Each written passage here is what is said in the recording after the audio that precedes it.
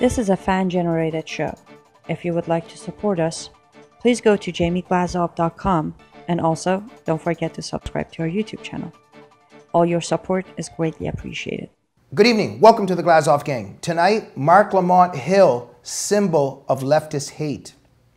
With us this evening and back by popular demand, Daniel Greenfield, a Shillman journalism fellow at the David Horowitz Freedom Center and the editor/writer at the blog The Point at frontpagemag.com. Daniel Greenfield, what an honor and a pleasure to have you back on the Glazov Gang.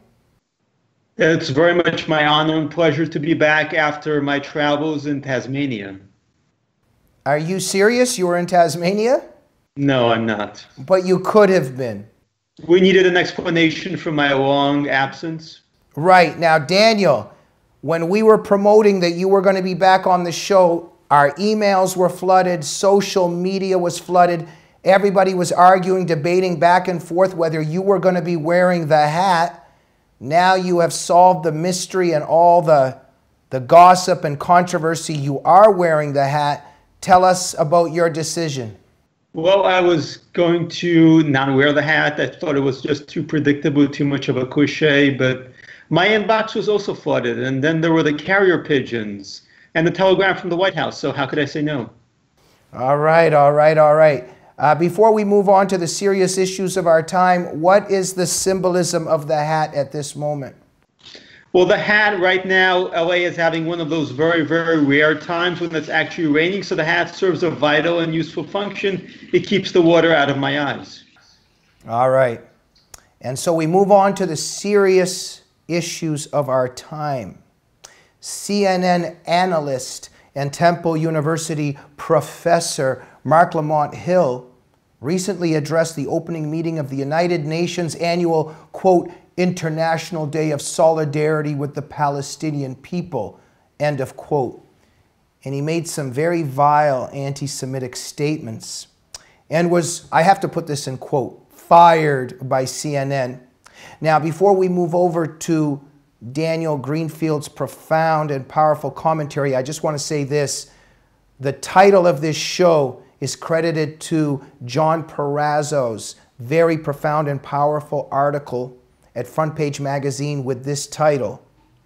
Please Google it and read it. John did an amazing job at chronicling and documenting Marc Lamont Hill's career and his viewpoint that you could categorize as hateful, to say the least. And always go to discoverthenetworks.org. That is the site that John Perazzo edits and manages. It's David Horowitz's website. It's a project of the David Horowitz Freedom Center. Discoverthenetworks.org keeps an eye on and documents this unholy alliance between Islam and the left and all of their operations and how they aid and abet each other in their war on freedom. Daniel Greenfield, now give us an introduction to Marc Lamont Hill and what just happened. So Marc Lamont Hill has a history of ugly views, of racist views. He's called riots and uprising. But in particular, he more recently decided to begin zeroing in on the Jewish state, on Israel, and to continually endorse terrorism against Israel. Now, you know, most of the people on the left who play this kind of game where they say, well, we decry violence. We believe that the nonviolence is the answer, negotiations are the answer, but it's all Israel's fault. That's their usual strategy. Now, Marc Lamont Hill went well beyond that because he repeatedly defended the use of terrorism against Israelis, against Israeli soldiers, against Israeli civilians. He described it as resistance. He claimed that nonviolence is a nice thing, but we shouldn't fetishize, we shouldn't romanticize nonviolence. We shouldn't shame the Palestinians for how they decide to resist. So in that particular conference and previous times, as John mentioned, and John, of course, does absolutely amazing work, Marc Lamont Hill had repeatedly derided the idea that nonviolence is actually the only answer. He defended the idea of terrorism. And so this is not just anti-Semitism. It's not just a garden variety opposition to Israel. It's an endorsement of murdering Jews. Now, thank you, Daniel. Now, you're here because you're a Glazov Gang member and one of our greatest guests and wise men, but you're also here because of your article, also at Front Page, just where John Perazzo published his article. Your article, how many times can you justify the murder of Jews before CNN fires you? Question mark. That's the title, ladies and gentlemen. Look it up. Very important article by Daniel. How many times can you justify the murder of Jews before CNN fires you? Teaser. Marc Lamont Hill's years of anti-Semitism finally catch up to him. Now, Daniel, in this article, you show that long history of Jew hating, of hate, anti-Semitism. CNN always knew this, and they just couldn't get away with it this time. Tell us your thoughts on this. So 4 years ago, when 3 Israeli teenagers were kidnapped, one of them was actually an American citizen. They were kidnapped by Hamas. They were murdered by Hamas. Marc Lamont Hill on CNN called this resistance, not terrorism. He called this resistance. We're talking about the kidnapping and murder of 16-year-old boys. He called that resistance. So CNN was well aware of this. He had a history of doing this on CNN. You mentioned the headline. It actually is 4 years. You can do this for 4 years on CNN. You can justify the murder of Jews for 4 years. And only after 4 years will CNN finally get around to firing you.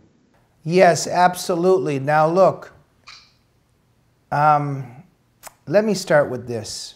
He talked about how justice requires, quote, nothing less than, quote, a free Palestine from the river to the sea. That's a quote inside his quote. But he was quoting this, how justice requires, again, a free Palestine from the river to the sea.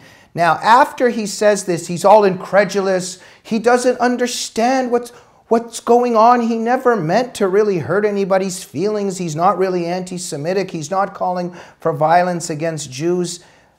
Daniel, this is a Hamas chant. This is a Hamas principle. This is the core of what Hamas believes in and anti-Semites believe in all throughout that region. A free Palestine from the river to the sea, because it means that something's not going to exist once we have a free Palestine from the river to the sea. This is a Hamas value. This is what Hamas breathes. How could Marc Lamont Hill afterwards pretend that he doesn't know what he's actually saying? From the river to the sea is a very clear call for the erasure of Israel. Hill was playing this game where it means various things to various people. No, it always means the same thing. It means the same thing to Hamas. It means the same thing to the Palestinian Authority, which also repeatedly on its maps erases Israel. On its maps, Israel does not exist. And this is something you see throughout parts of the Muslim world where Israel just does not exist on the map. And the various so-called Palestinian organizations, the terrorist-occupied territories, they all erase Israel on the map because all these have the same common denominator. It's a call for the destruction of Israel, a call for the erasure of the Jewish population by any means necessary. Now, Hill in the past had also called for the destruction of Israel. He embraced what he called the one-state solution, which again is a call for the destruction of Israel. There's absolutely no ambiguity in that regard. He claims that Israel would be replaced by some sort of democratic state. There's no democratic state that would replace it. There are currently two terrorist states inside Israel. One is the Palestinian Authority, the other is Hamas. Neither of those states have actually gotten where they are through democracy. Neither actually hold legitimate elections. So the idea that they'd be democratic is, of course, obviously a joke. The idea that they'd have any tolerance for Jews or non-Muslims is an even bigger joke. All this is a disingenuous lie. There's one agenda here, and that's the destruction of Israel, the destruction of a Jewish population, and the destruction of the only non-Muslim state in the Middle East. So there cannot be peace until Israel is gone. But I don't understand what everybody's problem is. I wasn't calling for any kind of violence. The guy is simply calling for genocide. He knows he's doing this, and then afterwards is very incredulous how misunderstood he was. What's the psychology here? This is, it would obviously be Taqiyya if he was part of the religion of peace, correct? Well, there's a Taqiyya here that, well, it certainly does not predate Islam, but in the Western sphere certainly predates Islam, because that is what the left has always done. The left has cloaked its radicalism in some sort of disingenuous, well, no, we really want peace, we really want some kind of democracy. No, we're not going to take over the country and then send everybody to gulags and shoot everybody who disagrees with us. Of course we're not going to do that. Oh, wait, we're doing that. Okay, but we have a very good reason for doing that. You see, we are facing all sorts of challenges. And, you know, we're not going to starve 1 million people to death. Okay, we're starving 1 million people to death, but we have very good reasons for doing that. This is what the left always does. They do it in America, they do it in Europe, they did it in the Soviet Union. They always do this. And it's the same, it's one of those similarities, as you've certainly written about the similarities that the left and Islam have to each other. They are both utopian, totalitarian movements that at the same time pretend that they're actually not murderous and brutal. They pretend that they're actually very noble. And of course, they always want peace. Right. Daniel, it's just interesting. I just picture this neo-Nazi sitting in a room watching Hitler speeches and reading Mein Kampf, and then he's really incredulous why he thinks anybody would even think that he might be a Nazi that hates Jews. It's just everywhere you look at Marc Lamont Hill, like for instance, during that speech, he solemnly notes that this year marks the 70th anniversary of the Nakba. Now, he mentions the Nakba. Now, this is the Arabic word for quote-unquote catastrophe. It's echoing precisely the same terminology by which genocidal terrorists of Hamas routinely refer to Israel's creation in 1948. What do you think of even his reference to the Nakba itself? It's of a piece with his entire worldview, which is that he's totally adopted the terrorist worldview. In the terrorist worldview, the creation of Israel was a Nakba, was a catastrophe. What isn't really discussed is why it was such a catastrophe. Now, none of this nonsense about Palestinian rights is at all remotely relevant, because what's really so offensive is that within the Muslim sphere, non-Muslims are never supposed to reconquer territory that was taken by Muslims. Once Muslims take over an area, it's given to them by Allah, it's theirs permanently, and they're going to at one point incorporate it into the caliphate. When the Jews retook Israel from the Muslim conquerors, they completely reversed that entire cycle. Now, you've mentioned previously Lamont Hill's not being a Muslim. That's right, he's not a Muslim. That said, he's had a certain affinity for it, as John mentioned, as others have mentioned. He was there posing with Farrakhan. He was there very much endorsing Islamic anti-Semitism. And Islamic anti-Semitism, Islamic terrorism very much fuses with the left, which really celebrates these kinds of supposed nationalistic revolutionary movements that also want to take back all this Islamic territory, overthrow colonialism, and rebuild a caliphate. And certainly Barack Obama did a great deal to accomplish that. So there's a common worldview there. You eliminate Israel, you eliminate this kind of foreign vestige, you create this Islamic superstate, and then they'll actually have pride again. Daniel, you know, the left, the CNN, MSNBC, it's just, this is the moral gutter and the moral sewer. Can you imagine, let's just say even some white guy or whoever it may be hanging around with the Ku Klux Klan and posing with KKK members in those white capes or whatever, those things that they wear, and they're burning crosses, and then he's still employed with CNN, still employed with these leftist networks, and even teaches in academia. This is unfathomable, and it should be unfathomable because it should not happen. A person like that should not be hired at those institutions, let alone given any credibility or even hung around with. People like that should be denounced very vehemently, and we know that. We can't stand all of that. Any kind of racial supremacy or hatred or everything. Glazov Gang obviously rejects that completely. It goes without saying, but sometimes we have to say this in terms of how the left likes to libel and slander us. Where I'm going with this, Marc Lamont Hill is posing with Louis Farrakhan.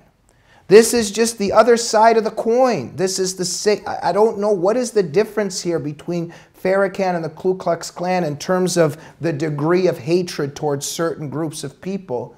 Why is Marc Lamont Hill at CNN after he's posed with Farrakhan?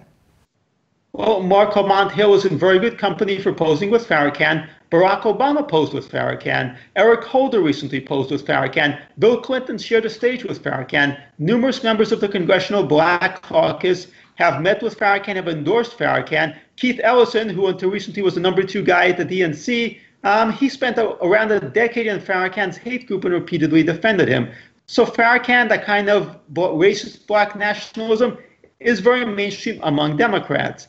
So they claim that there's some sort of distinction there. Not only is there no distinction between black racism and white racism, but if you actually look at the history of the Nation of Islam, they actually work together with the KKK. They work together with the neo-Nazis. There's a great photo, actually, at one point of the leader of the American Nazi Party at a Nation of Islam rally listening to Malcolm X and Elijah Muhammad. Daniel, one lie after the other, one deception after the other. Marc Lamont Hill has stated that Israel has transformed Gaza into what he calls the world's largest open-air prison. Is Gaza really an open-air prison that Israel has created? I mean... Well, actually, there's a much better analogy than open-air prison. So imagine somebody breaks into your house. He takes over your bedroom, he vandalizes everything, he tries to kill you repeatedly. So what you do is you lock the door, you nail some boards to the door, you prevent him from getting into the rest of the house. You don't keep him from going anywhere else, you don't keep him from then going out the window, you just prevent him from actually getting inside the house and killing everybody else in the house. That's what Israel did with Gaza. Israel withdrew from Gaza, it closed the border behind it, it said to Hamas, do whatever you want, just don't cross the border. Don't come into our country. That's the idea of an open-air prison. If you actually keep terrorists from coming into your country, that's a prison. The terrorists are only free if they're able to actually come into your country, kill your people, murder your children, blow up your buses. Then they're actually free. Anything else is a prison. I was researching for many, many days. I could not find Marc Lamont Hill denouncing what happened to the Fogel family. Have you ever read anything or heard anything of him denouncing the murder of that family? Well, he's been pretty clear that the murder of Jews by terrorists is resistance. I don't know of any statements he'd made about the Fogel family, but in the case of the 3 teens, he was pretty clear. This is resistance. When terrorists murder Jews, when they murder men, women, and children, that's resistance to them. And that's a basic dehumanization that is, as you've said, genocidal. It's the idea that some people's lives matter more than others because they're part of this revolutionary movement. Thus, the people in the revolutionary movement are able to kill their targets. Their targets are very often civilians. Their targets are children. But that's okay because, of course, they're on the good side. You know, John Perazzo, at the end of his wonderful and powerful, profound article, says that Marc Lamont Hill is actually a very sick man. And he is a very sick man.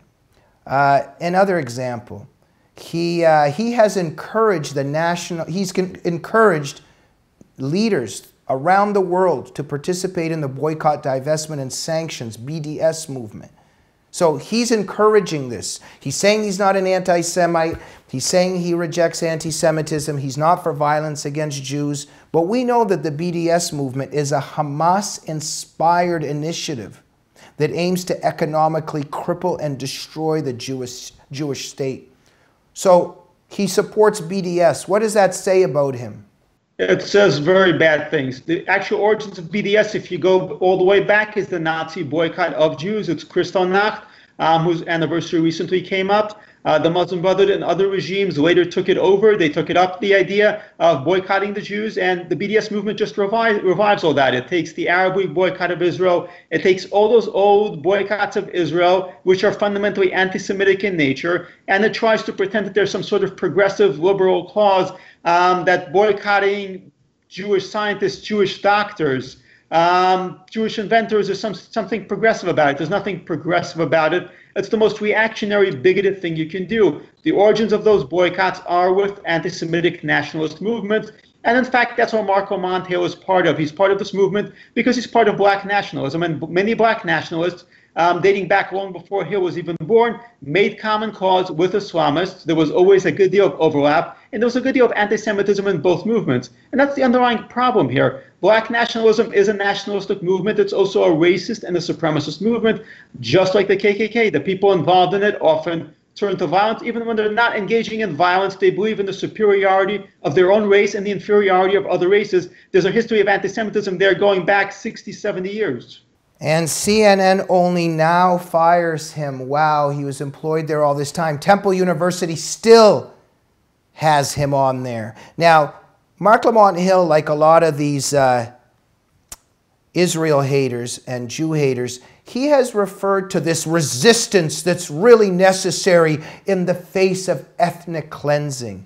This is very interesting. Daniel, when a population is the victim of ethnic cleansing, doesn't the population decrease? There is a lot of ethnic cleansing in the Middle East, and there's an easy way to tell. Look at the number of Christians who were in Iraq 50, 80 years ago. Look at the number of Jews who were in Iraq 50, 80 years ago. The same goes for Egypt. The same goes for Syria. The same goes around the region. Until recently, there was still a marginal Jewish population in Yemen. When the Houthis took over, that Jewish population has been effectively wiped out. And the media, of course, backs the Houthis, whose slogan is "Death to America, death to Israel, a curse upon the Jews." When you look at the region around Israel, and you look at the Christian and Jewish and other non-Muslim populations, look at the Yazidi populations, those populations have been ethnically cleansed. Those populations have been falling steadily year by year. Jews at this point hardly exist in the Middle East outside Israel. That's ethnic cleansing. Meanwhile, the Muslim population in Israel has continued to grow by leaps and bounds. Its average income is actually better than those of the region. Its average health levels, its infant mortality rates are better than those of the region. That's not genocide. That's the exact opposite of that. If you want to see genocide, you can look at the state of the Jewish and Christian populations in the Middle East under Muslim rule. This guy, I mean, talk about moral degeneracy and these lies, just lie after lie. But look, like you said in your article, Daniel, oh, CNN fires Marc Lamont Hill. You know, I've often been very curious, even in my own life on a personal level. There's been certain people, let's say, that have apologized to me, quote unquote. And then I'll say, what are you apologizing for? And then the problem begins again. So there's an apology, but a person can't really articulate what they're sorry for. Now, in this case, there's no apology at all. There's a firing. However, you point out in your article that this firing occurs by CNN, but yet CNN does not specifically condemn his hateful remarks. It just fires him. But wouldn't you expect CNN to say, we are firing Marc Lamont Hill for, and then perhaps bring on somebody like you to explain why this firing is legitimate and itself articulate the things that you've said today on this show? Why is CNN engaged in a firing but not uttering one word in condemnation of actually what he said? Yeah, CNN never disavowed his views. It never discussed why it was firing him. It simply said that we've parted ways with him. So it absolutely refused to condemn him. It just realized there was enough of a firestorm here that it wasn't worth maintaining this relationship. As I pointed out before, he said things like this on CNN. CNN was well aware of this for years. Now, Temple admittedly has not fired him, but the chairman of Temple was actually pretty clear in condemning his views, and they said it would be very hard to fire him for academic and legal reasons. And that's its own issue, but they have very clearly condemned it as hate speech. CNN never actually condemned it as hate speech, and that is fundamentally the problem here, because CNN doesn't actually disagree with him. That's why CNN has kept him on board all these years. CNN does not disagree with him. CNN just was facing enough of a backlash that it decided that it wasn't worth it. Daniel, in your article, you document all these atrocious, ugly, grotesque things that he has said, that he has done. All of these things that he said about Israel and still remained at CNN. At one point, you quote him, this is documented. Marc Lamont Hill has said that the idea that Israel has a right to exist is, quote, propaganda. So he's not anti-Semitic, but he believes that the idea that Israel has a right to exist is propaganda. You know, there's a lot of discussion about what anti-Semitism is these days. Marc Lamont Hill was saying that Trump is having these anti-Semitic dog whistles. You know what's really anti-Semitic? Saying that Jews should be killed. That's the most basic anti-Semitic thing. I think that's something everybody should be able to agree with.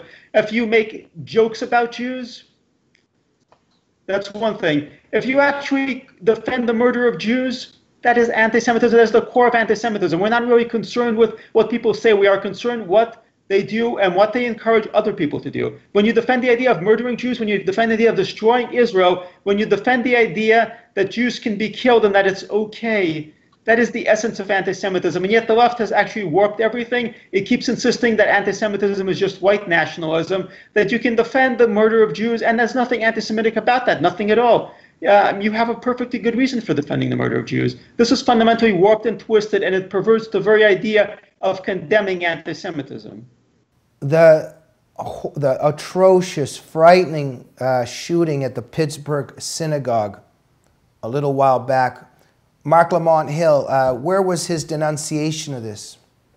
You know, Hill, people like that are very happy to denounce the murder of Jews when it's carried out by people who are not on their side, but people who are neo-Nazis. When it comes to Islamic terrorists murdering Jews, then they don't have anything to say about it. And you know, there have been a string of Islamic terrorist attacks and terrorist plots against synagogues dating back to before 9/11, and every time it gets covered up. There was actually a significant defense of a terror plot against 2 synagogues in New York that was broken up by the FBI. The left went to bat for these people. When a Muslim terrorist named Ahmed Firhani plotted to walk into a synagogue in New York dressed as an Orthodox Jew and start shooting, the left has been defended him. It went on defending him, went on claiming that he was mentally ill. In 2016, the left was still claiming that he committed suicide in prison, where he tried to commit suicide in prison, where he was wrongly imprisoned, even though he would never have actually shot up a synagogue. He was just mentally ill.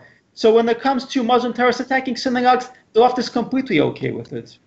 Tell us about the Washington Post in terms of this firing of Hill and what happened with the Washington Post and how it misrepresented his firing that you've documented in that article. The Washington Post, Politico, and a number of other outlets played the same game. They emphasized the from the river to the sea comment. They say that the meaning was ambiguous. Worst of all, they spun it as he was fired for pro-Palestinian rhetoric, for criticism of Israel. They didn't mention the simple fact that he was fired after he called and defended the murder of Jews. It's a very simple point. And if it had been somebody on the other side of the aisle, they would have been on this. The fact is, one of their guys was doing it, and they covered for him. Yeah. And so CNN has been covering him for years, correct? Absolutely. They've been covering for him. And the moment CNN had to let him go, the media rushed, lined up to cover for him. Because, again, they agree with his views. They agree that the murder of Jews is legitimate. How do you explain Temple University still having him as the professor of media studies and urban education? How does an academic institution with any integrity and even just a hint of a dedication to moral values have a guy like this on their staff? They absolutely should not have him on the staff. They should never have hired him in the first place. That said, it is really hard for universities to fire somebody with tenure. There was recently a case of a guy named Steven Saleda who actually went on Twitter, defended the murder of Jews, supported all sorts of ugly terrorist attacks. He actually said that he was proud to be an anti-Semite. At this point, the university withdrew its offer to him, and he sued successfully and won quite a lot of money. So there's a kind of a rottenness in academia where if you say anything conservative, they will absolutely come down on you and destroy you. But at the same time, if you say things that are on the left, including calling for the murder of Jews, they will defend you, they will protect you, and you will actually win lawsuits if they try to fire you. And as you show and reveal in your article, after the Pittsburgh massacre, Marc Lamont Hill claimed that Trump's political machine often traffics in anti-Semitism, quote unquote. So exactly, this is, you know, we know how Nazis, you know, they try to flip the script and accuse their own victims of Nazism and Nazi tactics, etc. Just tell us again, what is this thing about flipping the script that these totalitarians do all the time? Well, 9 out of 10 times the things they accuse you of are the things that they are guilty of. When the left accuses conservatives of rigging elections, they're the ones who are doing this. When they accuse us of being Nazis, they're the ones who are Nazis. They're the ones who were originally allied with Stalin. They're the ones who originally allied with Hitler from the very beginning. They were always colluding with brutal totalitarian movements. And today, when they accuse anybody else of anti-Semitism, they're the ones who insist on sending hundreds of millions of dollars to terrorists in the Palestinian Authority. And the Palestinian Authority then turns around and pays terrorists to kill Jews. The Obama administration vastly increased foreign aid to the Palestinian Authority, which means they were funding directly the murder of Jews using American taxpayer dollars. And when President Trump actually reduced that money that was going to the Palestinian Authority, they were the first ones to scream and protest against it because they wanted terrorists to be paid to murder Jews. Absolutely. Look, we're running out of time. We could go on for hours about this. I strongly suggest to our viewers, Google Marc Lamont Hill and discoverthenetworks.org and huge profile of him at David Horowitz's site, DTN, Discover the Networks. And John Perazzo just has long documentation of this individual who self-identifies as a revolutionary. And Daniel, I mean, what do we need to know more than this is a fan of Fidel Castro, a mass murderer? There is no leftist totalitarian that he doesn't support, and apparently there are a few Islamic terrorists that he isn't willing to support either. But the fundamental thing about Marc Lamont Hill is that there are thousands of him. Modern academia specializes in producing people like this, people who have actually no knowledge, people who have meaningless degrees, people who are quote-unquote public intellectuals, who are activists first and academics third or fourth, who have excellent positions, who have tenured positions, and who are actually able to continue spreading their hate. Yeah, and we see the unholy alliance, of course, here. Marc Lamont Hill, as we know, documented at DTN, strongly supports the Ferguson to Palestine movement. So this is a movement that draws parallel between Israeli transgression and also this quote-unquote police violence in the United States. But yeah, what do you make of this Ferguson to Palestine movement and Hill's support of it? They're drawing these very peculiar analogies. Well, the Muslim Brotherhood excels at actually infiltrating any kind of movement, any kind of political organization in other countries. And so they quickly build these little ties, build these little connections. So when they came to black nationalists, they had a very ready base for doing so. The whole analogy between police brutality and Israeli fights against terrorism is obviously very pat. It's obviously meant to create an artificial connection here. The reality, of course, if you look at the history of Islam, is that Islam trafficked in African slaves. And yet you have these black nationalists who are stupidly being enlisted into Islamist movements to do their bidding, when in fact Islamists think of them as slaves, think of them as inferior, when Islamic teachings are actually that black people are natural slaves. But again, they're willing to be useful idiots. Some of them were willing to be useful idiots in the past for Hitler, for Stalin. So of course they're going to be willing to be useful idiots for the Muslim Brotherhood. Daniel, let us conclude. Who is Marc Lamont Hill? Marc Lamont Hill is fairly typical of what the left celebrates these days. He's a combination of anti-Semitism and ignorance, of racism and nationalism, of intolerance masquerading as tolerance, and of, again, a support for violence for the most totalitarian means possible in order to destroy his political, racial, and religious enemies. What do we conclude in terms of CNN firing him and how long they had him on? Well, the lesson here, again, is that if enough pressure comes down on the media outlet, they may at some point decide to move on. They won't actually condemn the bigotry, but they may decide to move on. Now, the New York Times recently hired a woman who had an extensive racist resume online, Jong, and despite the backlash they kept on, they hired her. They kept her despite the backlash. CNN enjoyed enough of a backlash that they decided to actually let Hill go. So pressure does occasionally work. It doesn't always work, but it's important to be aware of this, to make it clear that this is a network, that this is an institution that has employed a racist. It's employed somebody who actually calls for murder, who calls for genocide, who calls for violence. And if they don't fire somebody like that, then it's important to characterize them that way. So, for example, when I refer to the New York Times, it says the New York Times who employs a racist.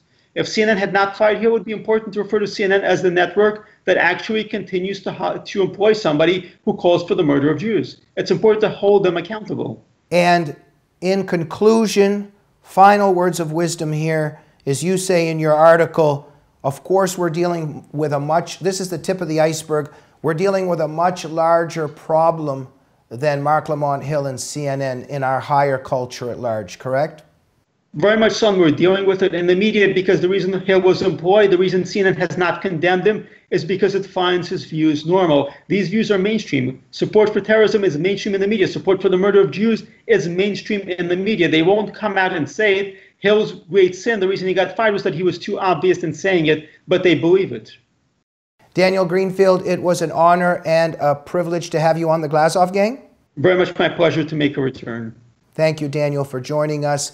Please remember, ladies and gentlemen, we're a fan-generated show. We're here because of you getting the truth out. If you like what we do, Please go to jamieglazov.com to support the show, and we'll be able to continue programming such as this. My new book is out, Jihadist Psychopath, which actually unveils and reveals exactly why CNN, for instance, has hired this anti-Semite for so long and covered for him for so long. The book reveals and unveils how this unholy alliance works together in our society between Islam and the left, and just these forces that are waging war on our society. We'll see you soon on the Glazov Gang. Good night.